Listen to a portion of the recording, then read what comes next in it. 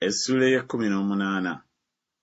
Eyeeyawula anoonya kye yeegomba yekka era alalukira amagezi gonna amatuufu.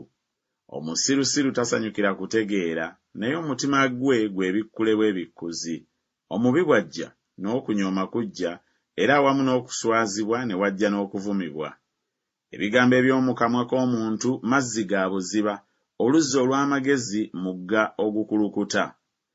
Okukkiriza amaaso g'omubi si kulungi newaakubadde okugoba omutuukirivu bw'awoza.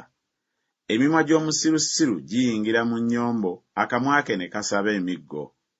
Akamwa k'omusirusiru kwe kuzikirira kwe n'emimwa gye kye kyambika eky'emmeeme ye. Ebigambo eby'omugenyi biringa ebiwundu era bikka mu bisenge eby'omu lubuto. Era n'oyo yatenguwa ng'akola emirimu ye muganda w'oyo azikiriza. Erinnya lya Mukama kigo ky'amaanyi, omutuukirivu addukira omwo n'aba mirembe. Omugagga, obugagga bwe kye kibuga kye eky'amaanyi, era bbugwe muwanvu mu kulowooza kwe ye. Okuzikiriza nga tekunnabaawo omutima gw'omuntu gwegulumiza era okwetowaza kukulembera ekitiibwa. Addamu nga tannawulira busirusiru n'ensonyi gy'ali. Omwoyo gw'omuntu gunaawaniriranga obunafu bwe, naye omwoyo omumenyefu ani ayinza okugugumiikiriza? Omutima gw'omutegeevu gufuna okumanya, n'okutu kw'ab'amagezi kunoonya okumanya.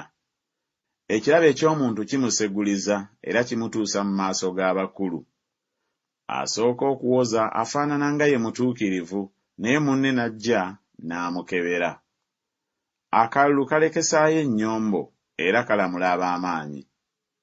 Owooluganda anyiize kizibu okumufuna okusinga ekibuga eky'amaanyi, era ennyombo eziri bwe zityo ziringa ebisibo eby'ekigo.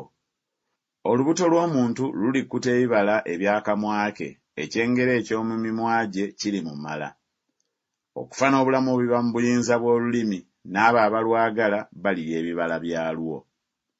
Alaba omukazi okumufumbirwa alaba ekirungi era afuna okuganja eri Mukama.